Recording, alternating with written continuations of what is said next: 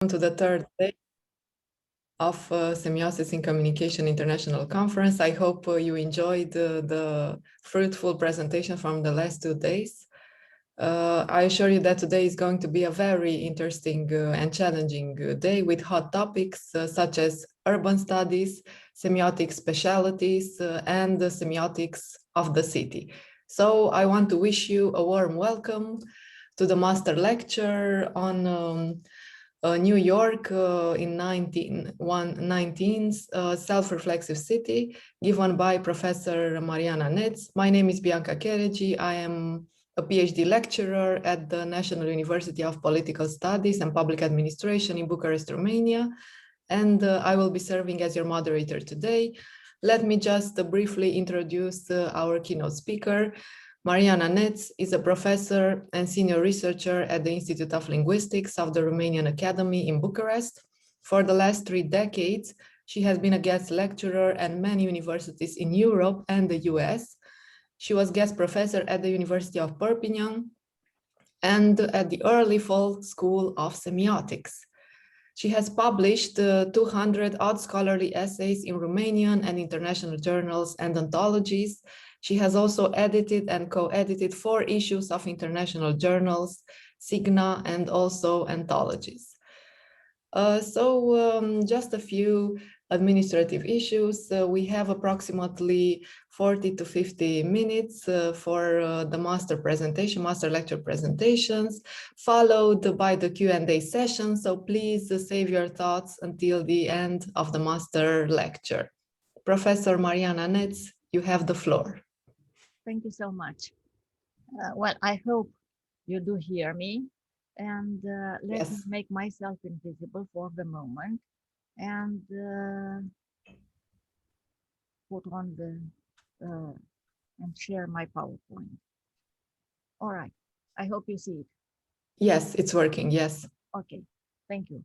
The new title, which I had previously announced to be organized but got lost for some reason, is New York 1900 between Narcissism and Quest of Identity. And I changed it in this way. It's basically the same as announced in the book of abstract, the content I mean. But I changed the title because that is what the quest for identity is exactly the reason why narcissism was a dominant feature of New York City in the 1900s. Actually, the period taken into account is the last decades of the 19th century, so the turn of the century, and until the outbreak of World War I in Europe. Now, as you know, there was a civil war in the United States, which unfolded a lot in New York City too. It took place between 1861 and 1865. And after the conclusion of this civil war, New York City was in quest of a new identity, which was to be typically American and unmistakably its own. Because an American identity in New York City had been absent at that moment, and all the more absent was a typically New York one. But before starting on this quest of new identity, spirits had to calm down. After the war, the country and the city had to be restored and so on. So this new identity was to be achieved around the year 1900. Any problem, Bianca? No. So as the 19th century was drawing to a close, the city was speaking about itself through all possible means, through all possible media. There were histories of the city published. Oh, sorry.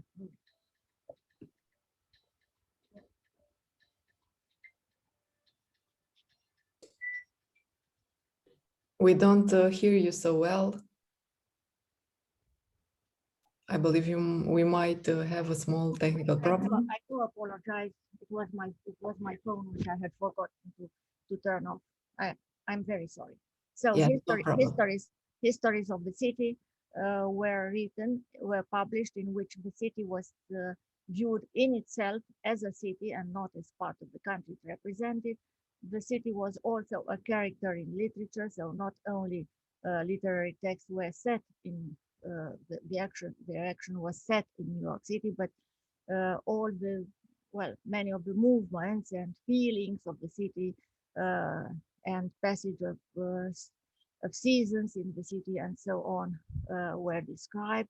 Para-literature too, music, painting, cinema, and postcards. Cinema and postcards being the new media invented at the end of the 19th century. Now, as you see from my bold letters, I'm going to deal only, because time is very short, I'm going to deal only with music, cinema, and postcards here, the image of the city in these, as reflected in these media. Uh, and so, in this way, this allows us to see how and in which way the new identity was being built. Now, it is an interesting fact that New York City at the turn of the century was a frequent presence in music. It was probably one of the first cities it was certainly one of the first cities in the world to have music dedicated to it. Just remember that the chansonnettes about Paris bloomed in the interwar period. Well, of course, there were a few exceptions about Paris, most of which are lost nowadays. Anyway, lots and lots, as you will see, of songs were dedicated to New York City by the end of the century, of the 19th century. And I'm going to play for you this famous one on the sidewalks of New York. The interpretation is the oldest I could find, which is by Nat King Cole, as you see from the cover. But of course, at the time, Nat King Cole wasn't even born. So here it is.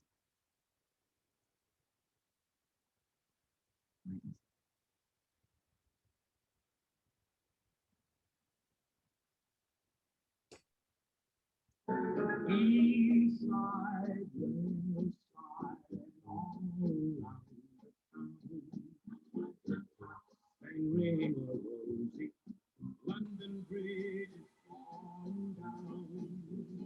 Boys and girls together, me and maybe a Lord, trip to life fantastic on the sidewalks of New York. Down in front of cases, old brown wooden stoop. On a summer's evening, we formed a merry group. Boys and girls together, we would sing and waltz while the kitty played the organ on the sidewalks of New York. Well, I hope this is enough. The idea was it's a waltz, as you could see, and the lyrics were quite nostalgic, which is also important because songs like this aimed at uh, making the idea of the city stick in people's minds and make them love and be attracted by the city, love it, and therefore appropriate it. There were several other songs. Why so many songs, you may wonder, and you will see how many, because I made a list which is by no means exhaustive. It's because, as you may remember, it was at that turn of the century period that Broadway performances became an institution. The middle class crowded in Broadway theaters where they watched and listened to variety shows, all kinds of variety shows, and in all of them there were songs, and most of these songs were about New York. Two more nostalgic songs here, as you can see from their very title, in Old New York. York Victor Herbert, the composer of the music, was one of the most famous, if not the most famous composer of the time, and also in good old New York time. Now, uh, just another one, which is even more nostalgic and which is once again a waltz. And I promise I'll skip uh, the listening to the others.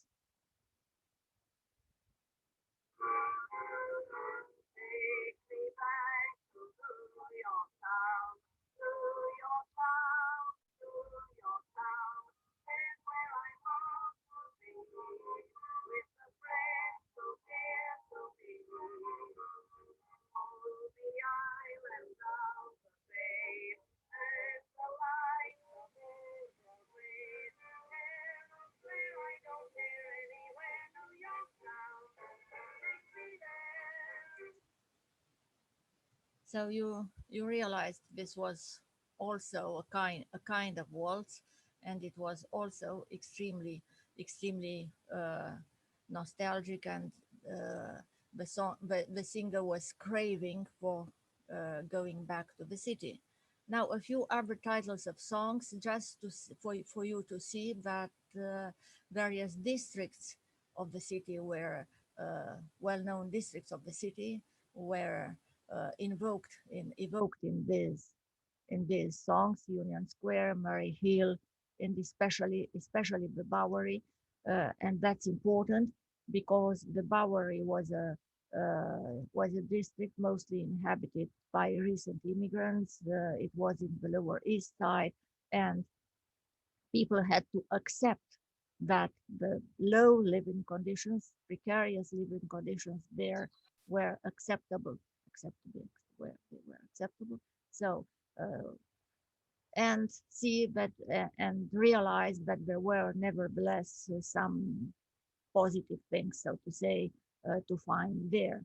But of course, the uh, fashionable districts were also mentioned and evoked in such songs like Fifth Avenue and the Great 400, which was supposed to be the uh, uh, to refer to the very rich people in the city. Now, as I said, the listeners of these songs were expected to appropriate the city through music. These songs immediately became hits, and some of them have survived to this day, as was the case of the first one. Actually, they were quoted in movies made afterwards in the 1920s, 30s, and 40s, and this helped to their survival to this day. And in this way, they proved to be long-lasting signs of the city of those times and of people's attitude towards it. Uh, Now, about cinema, it's an interesting phenomenon that, as you may know, cinema in America, in the United States, developed quite independently from what happened in Europe. So Thomas Edison invented the kinetoscope in 1891. The first public demonstrations of motion pictures were made in 1893. And in 1894, Sharp, the first American movies were produced. But 1894 was also the year in which the first movies, the first European movies were made uh, in Lyon by the Lumiere brothers. So it was exactly the same year, but quite independently. And I'm going to show you all these films produced at the time have less than 2 minutes, as you know.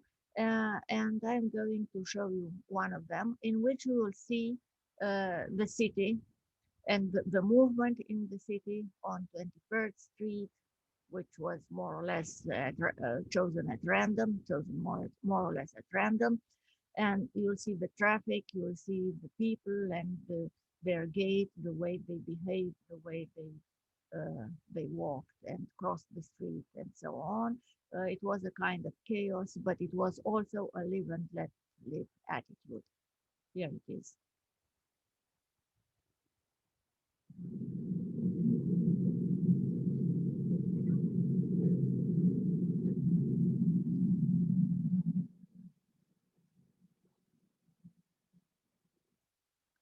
I canceled the sound because anyway it was added afterwards. The original movie had no soundtrack.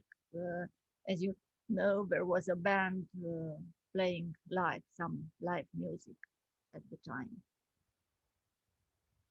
So see that all the means of transportation were shown there, all kinds of people. Notice the wide sidewalk, almost as wide as the street, and also the chaotic way in which they walked and in which they crossed the street just in front of buses, trolleys, coaches, and so on. And now pay attention because this is supposed to be the event which took place in the 1930s, in 1913. So this is it. But actually the event is city life itself. It's not that that woman inadvertently passed a channel mouth. Oh God.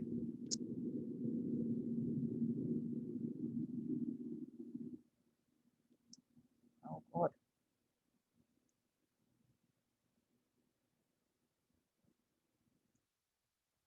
Now, I don't know what happened.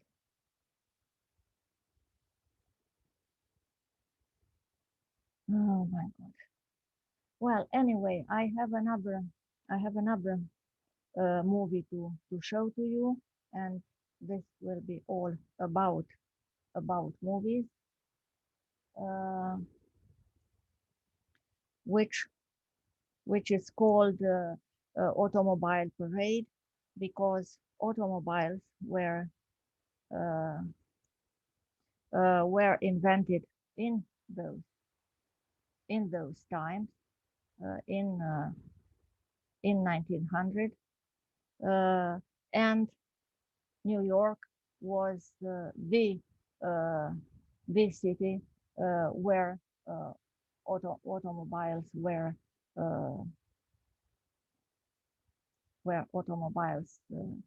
appeared. I can't find my God, and I did rehearse all this.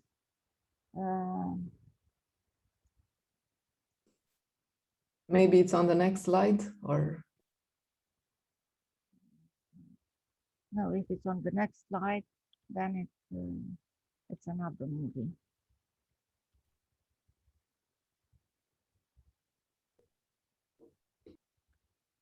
I don't know what I can do. So I wanted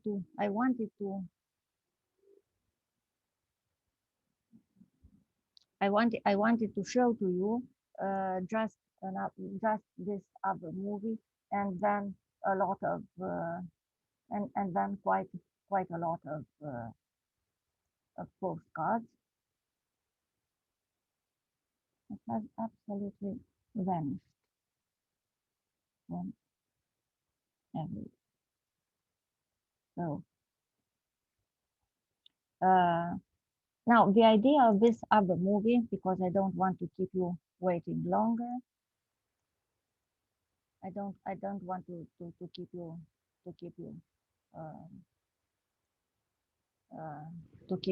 waiting for too long. Is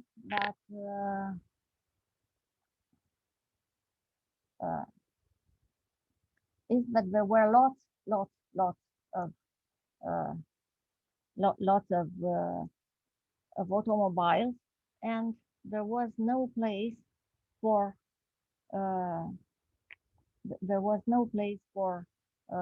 cars or other things. No place for coaches. Sorry, I got now. And at a certain moment, a coach did appear. A coach which finally got lost among so many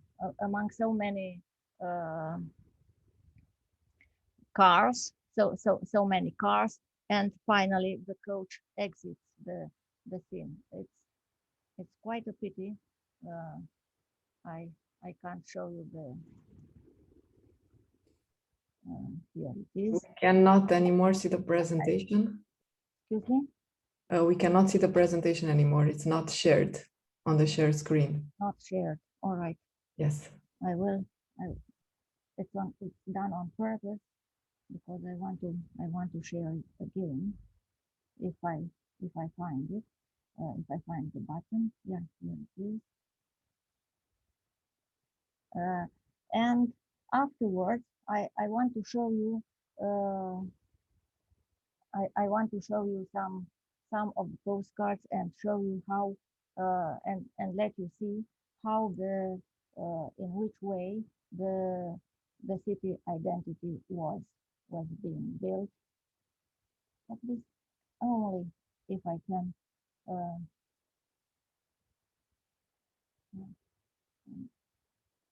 hopefully find.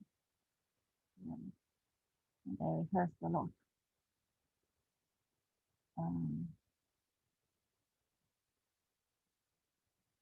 Yeah, now it will work. I hope. Here it is. You see it, don't you? Yes, everything is fine now. Everything is fine now, except that it doesn't move. Yeah, automobile parade. Just let me show you this one because it's extremely interesting and it takes 1.5 minutes. And once again, I canceled the soundtrack. It's in a bad condition, this movie, as you see, but you see all kinds of transportation means. You see bicycles, you see, and look at the cars. You know them from other movies, of course, but that's why they were called carriages without horses. So it was really an appropriate name for them. And every now and then you also see a coach,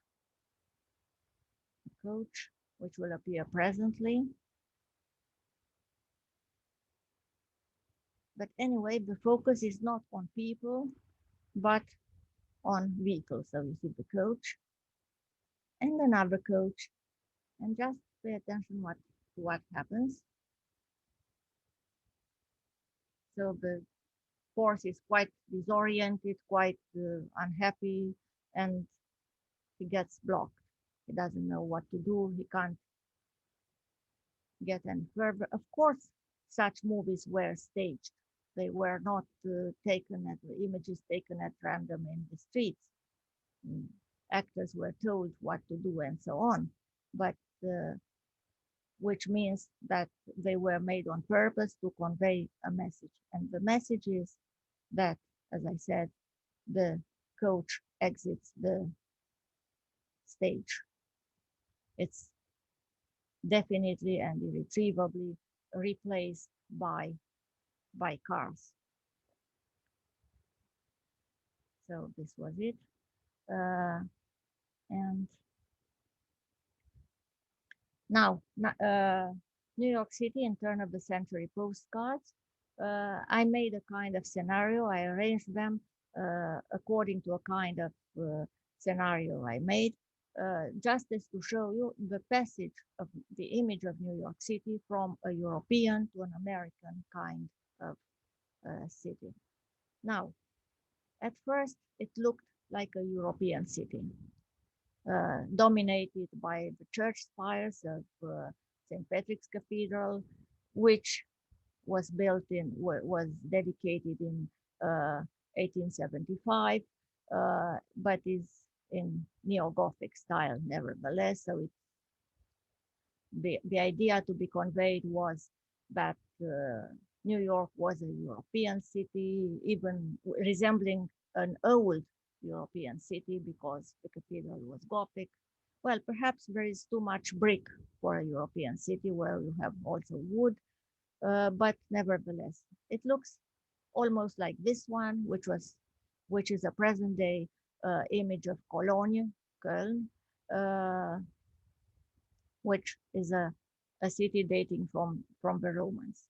Now, if you didn't know that this image represents the Metropolitan Museum of Art, you will take it for a European palace, and anywhere, a palace from anywhere in Europe.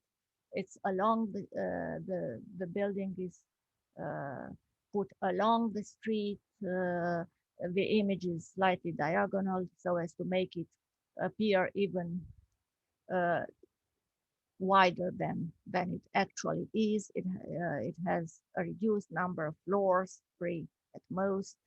So Americanness was not yet there. Now, this one is more complicated because at first sight, it could be, it represents, as you see, New York Riverside Drive. Well, it could have been taken in any spa or resort of some kind on the banks of a river. But notice that the masculine element dominates and also that it is on 2 levels. It does resemble this one, which is Paris at Pont-Neuf, quite close to the 0 kilometer. But nevertheless, this one is much more calm, much more serene, and it's the feminine element which predominates. And it's, in a way, one of the differences between New York of the time and Paris of the time, between business and leisure. It also represented street markets. Now, this street market, this image of street market might have been taken in London. Well, it was in New York, but it looks like London. Whereas this one is definitely American. Notice the hustle, the people in great movement, and especially notice the buildings which are very tall and which surpass the frame, get out of the frame of the image. They also represent street light. Now, again, if you do not take much notice of the tall building on the right and the background on the right, then it could be a European city. And if you don't count the floors and don't remember that the norm in Paris was 6 floors and this one has 7, then it could be European. Whereas this one could definitely not be because you have trolleys, which were typical of New York City and actually the American continent of the time, because once again, you have hustle. It's a busy day in a busy city. And this one even more so. Please notice the elevated railways on the extreme right and the chaos of the traffic of all kinds. But it can be even more. Postcards can represent only traffic.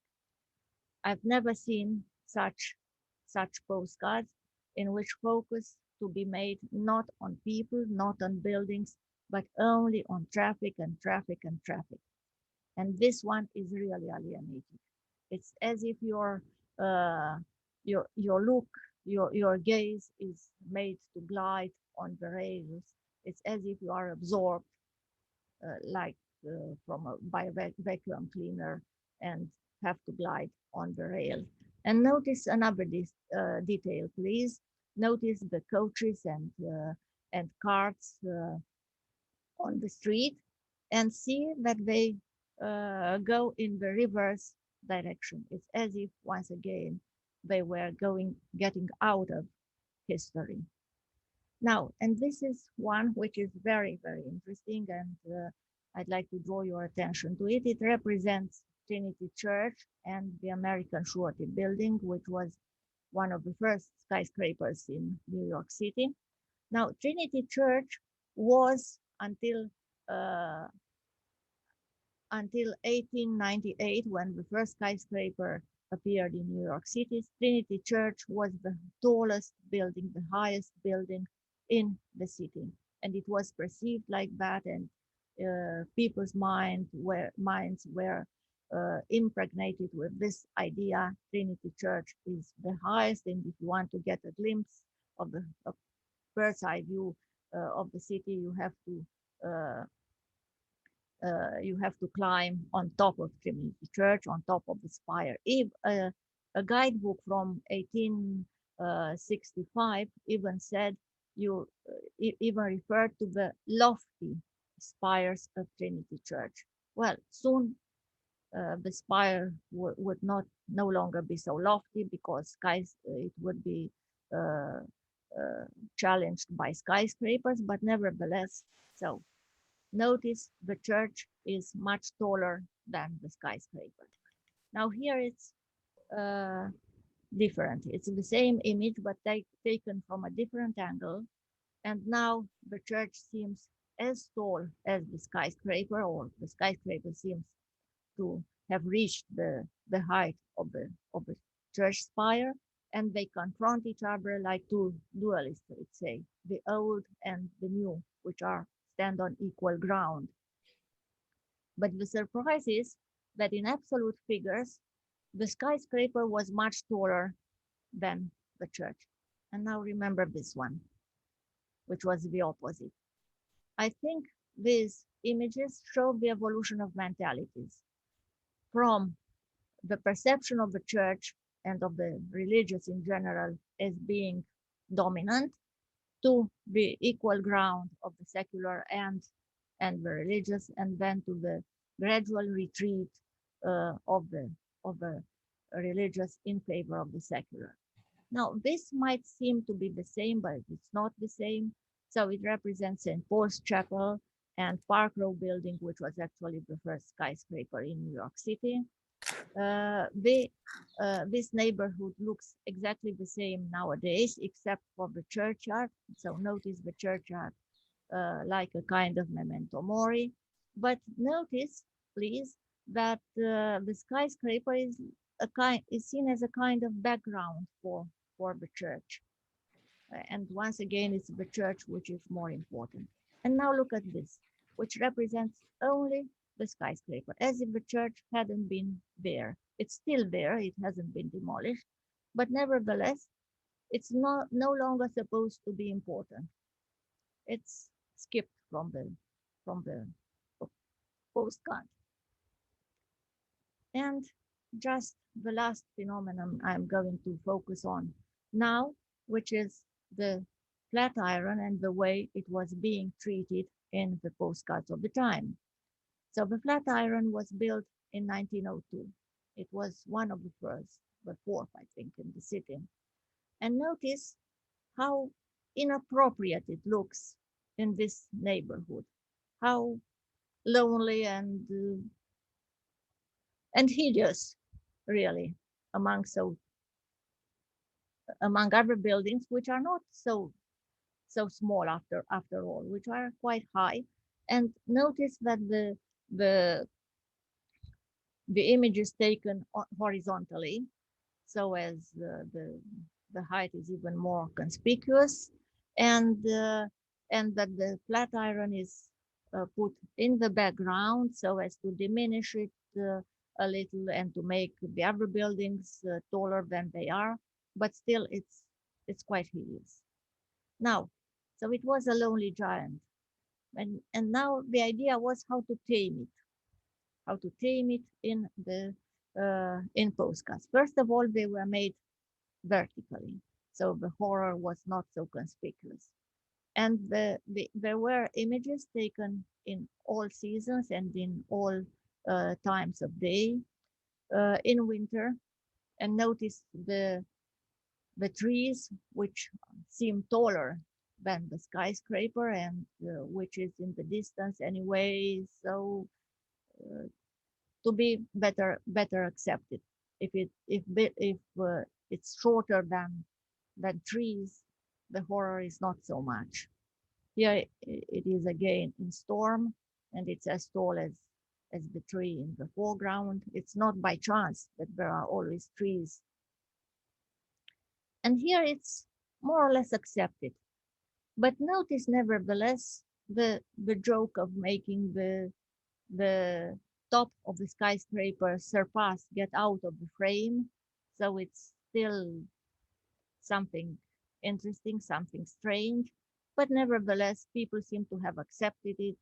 They walk peacefully, they talk around it, and so on. This is not a postcard. Uh, as far as I know, it has never figured on a postcard. Uh, it's an image taken by Alfred Stieglitz, which was the best known photographer of the time. And once again, notice that the focus is on the tree, and the tree seems to be taller, which it isn't. In order to tame this giant, it was also treated humorously, so it was more acceptable, because there was a huge movement against skyscrapers in New York. Don't think they were accepted from the beginning. No, there were articles in the press, and everybody shouted against them. That's why all these things happened.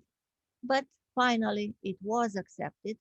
So this is a bas-relief postcard and image, and only uh, the real landmarks of the city, the very noble landmarks of the city, had a right, so to say, to bas-relief representation, until this one, which is which shows side by side a kind of symbol of the city and symbol of the United States. So there is no going back. The skyscrapers have won, and the new identity of the city has won. And it's just two more things I want to show to you, because I see we still have a couple of minutes.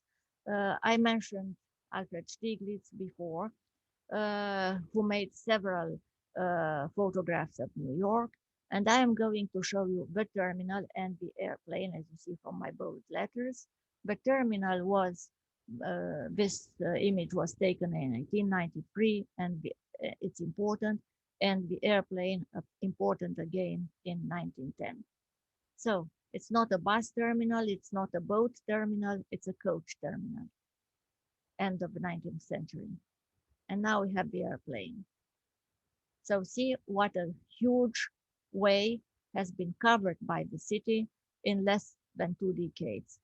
And just in passing, how difficult it was to photograph a flying airplane by using the technique of the 1910s. It's difficult to make it now when everything is automatic and so on. So this was all. Thank you very much.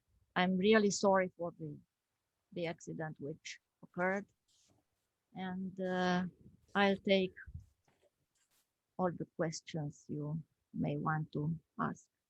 Yes, thank you very much, Professor Mariana NEţ, for the presentation on the semioscape of New York, of the New York City in the 19th century.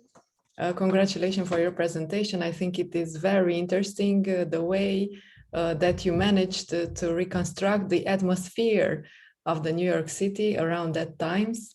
And I can help remembering the presentation that you gave at the International Semiotic Congress in Kaunas, when you presented the atmosphere of Bucharest around the same time, I believe, Bucharest, the little Paris, because there are several resemblances with the Paris architecture. That being said, I would like to invite you all to address some questions or remarks for the master lecture. So please, the floor is open now for questions and remarks from the audience. I would also like to invite the audience from Facebook, because I know that we are live on Facebook, to address maybe some comments or questions. So please, if there are any questions, you can turn on your mic and address it.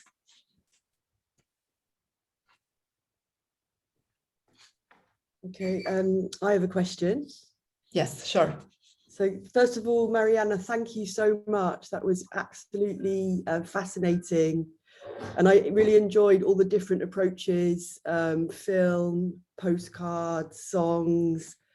And I'm actually currently conducting research into the self-reflexivity of Dubai, which is where I live, as it's being orchestrated at a governmental level by the government through their cultural strategies to promote the city through digital media, but also through urban design.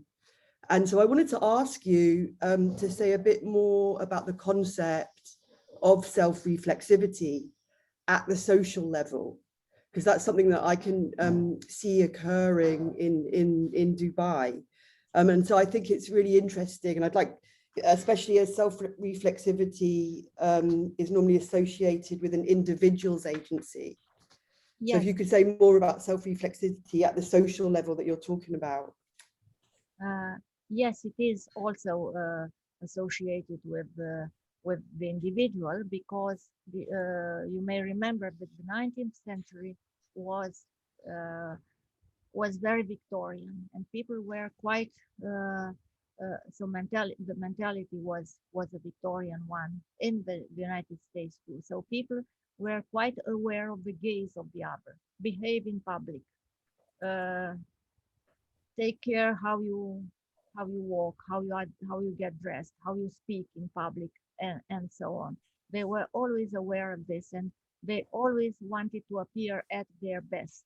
So people were somehow narcissistic too, not only the city. And then this self-reflexivity is connected. It happened at all levels in New York City. New York City was the first city in the world to have guidebooks. The first guidebook for New York was written and published in 1804, as early as 1804.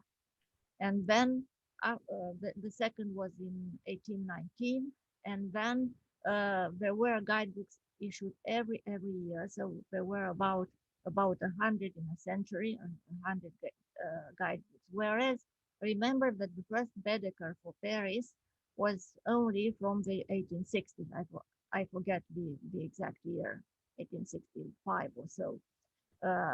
So the city was described. The city was described by all media. It was like a program. Well, the program was implicit. There was not a government act or a mayor's decision refer to the city, speak about the city, and so on. But it was a phenomenon. Histories, as I said, of the city were written, in which the city was presented in itself as an independent, or at least autonomous city, autonomous from the country it belonged to. Well, this is not a typically American phenomenon. On the contrary, at the end of the 19th century, histories of Paris, histories of Bucharest, histories of Milan were written, and so on and so forth. But New York was along the same line. So yes, it was self-reflexivity was a fact, and it was on a social level too, because the movies, once they were made, they were presented in public, free of charge, in shop windows, for instance, and the passers-by could see them. Of course, there were cinemas too, but it's a popular. It has cinema has been from the very beginning a popular means of entertainment. I hope I have answered the question. Yeah, thank you. It's really interesting. Thank you.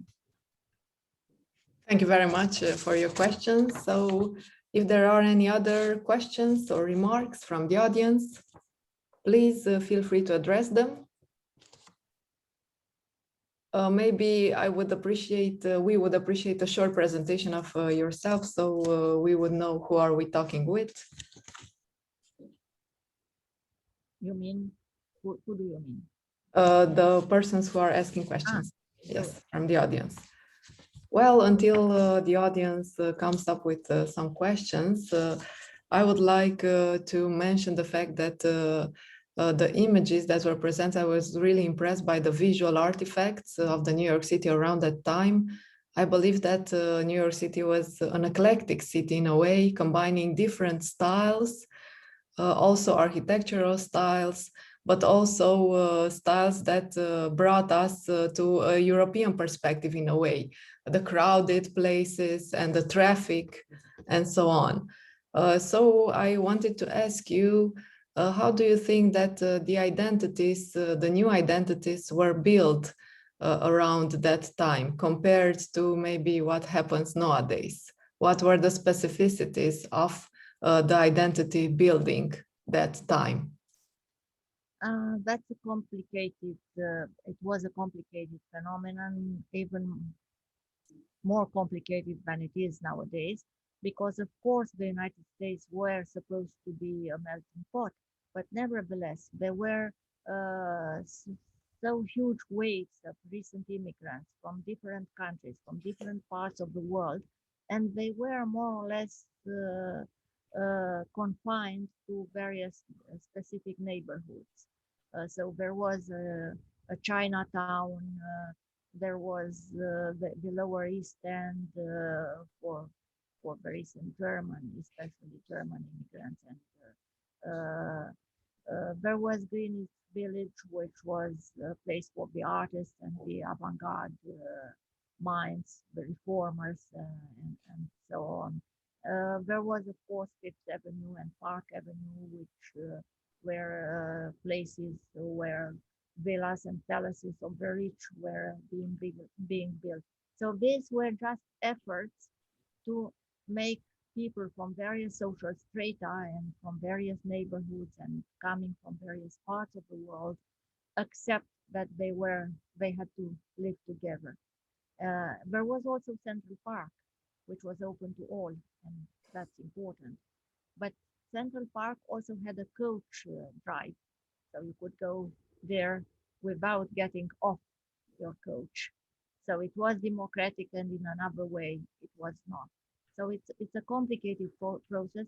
So probably that's why, especially through music and cinema, they wanted the people who had some power of decision and were more enlightened than others, so to say, wanted, even, as I said, even without a program, to frame this new identity. But it was also with a program, because the period between 1880 and 1920, so this period of almost half a century, is known as the progressive age in New York City, in which reformers' works took place.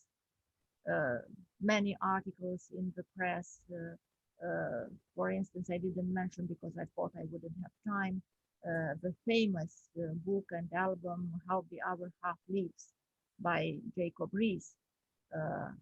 He wrote it, he published it, he was a journalist, he published it in 1890, and he showed tenements, life among tenements in New York.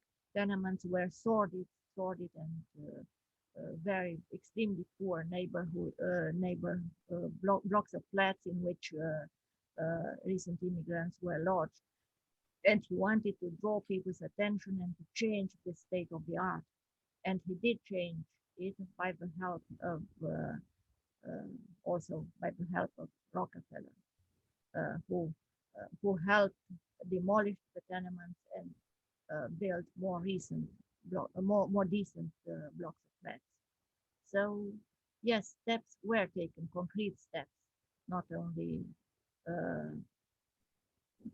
not only writings which people read or even ignored. That was all. Yes, well, thank you very much. We are noticing this multicultural setting that is characteristic of the New York City, and also of that specific atmosphere of the beginning of the 19th century. Okay, if there are any other questions or remarks for our keynote speaker? Yes, Zoe. Oh, Zoe, sorry. Zoe, and then Zorin. Dragan, please go ahead, go first. I already asked a question. Oh, please, Zoe. Okay, so Mariana, usually narcissism has very negative connotations. So I'm wondering to what extent you see New York's urban narcissism in negative terms. Well, no, I didn't use it in a negative way. I do not attribute to it any dysphoric connotation. But nevertheless, yes, it is. I mean, if drawing attention to yourself is a negative feature, well, yes. Well, yes. But on the other hand, as I said, it was just considered decent to, in case people noticed it, to notice the best image of yourself. Not that was why you dressed in a specific way when you went in public, and that's why you took you just remember the way in which people stood in photographs, in family photographs. They were not snapshots like nowadays when we can do whatever we like, and the more natural, so to say, we look, the better. But on the contrary, they had to be stiff, and they had to be dressed in their best clothes, like in portraits, and so on. And it's the same. The same applies to cities, to images of cities. If not, I said all images are staged. Reality was not so bright, but it's the bright side which was being shown. I wonder if there was a lot of criticism of New York at the turn of the century from Europe, from England, from Paris, that, you know, in the way that Dubai, there's a lot of criticism of the audacity of the narcissism, that it's an upstart on the global stage. Yes. And I wonder, you know, it'd be interesting to consider to what extent these American cities were criticized by the, you know, the vanguard, the Europeans. In Europe, they were definitely criticized. As you said, the audacity, the boldness, the impudence even, and which was also connected to the lack of morals and dangers which were threatening you, especially in American metropolises. We had to wait until the interwar period for this criticism to diminish a bit, and people to travel there and to see it was possibly not like that, and for just to come to Europe, and so it was a both ways movement. Yeah, at the time they were still worlds apart. Very interesting. Yes, thank you. We still have time for one last remark. Sorin? Thank you, Bianca. Thank you, Mariana. Actually, my comments, it's an extension of the previous one, which Bianca made. But first, I want to thank you for this time travel you have proposed us, and the charm of this time you have brought in this morning. Photography, even postcard, establish an immediate presence in the world, a co-presence. The past is as certain as the present. I swallow time, I crush it, as Barth says, you know.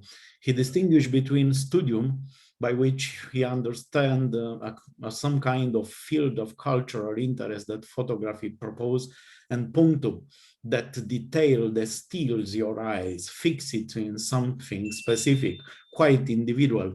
Today, in the digital age, the status of photography as a semiotic object seems to change and move in the area of kind of empty narcissism. What do you think about that, about the status of photography in the digital age?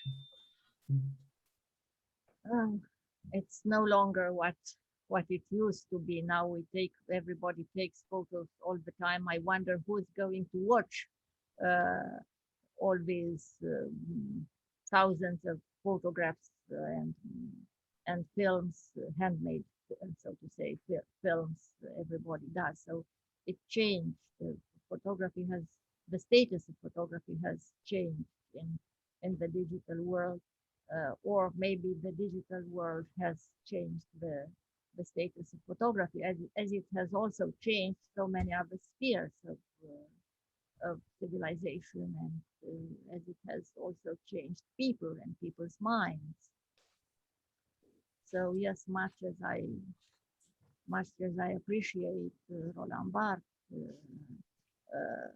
I think this remark applies to a time before the digital age, and less to to nowadays, to the present time. Thank you very much, Bianca. It's a pleasure to hear you. Thank you very much.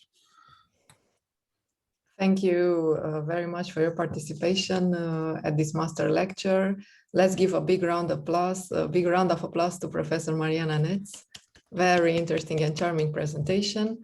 Next, I would like to invite you all to a virtual coffee break. It's virtual this time, but see you at the next panels that start at 10 a.m. Sorin, would you like to add something on these administrative issues?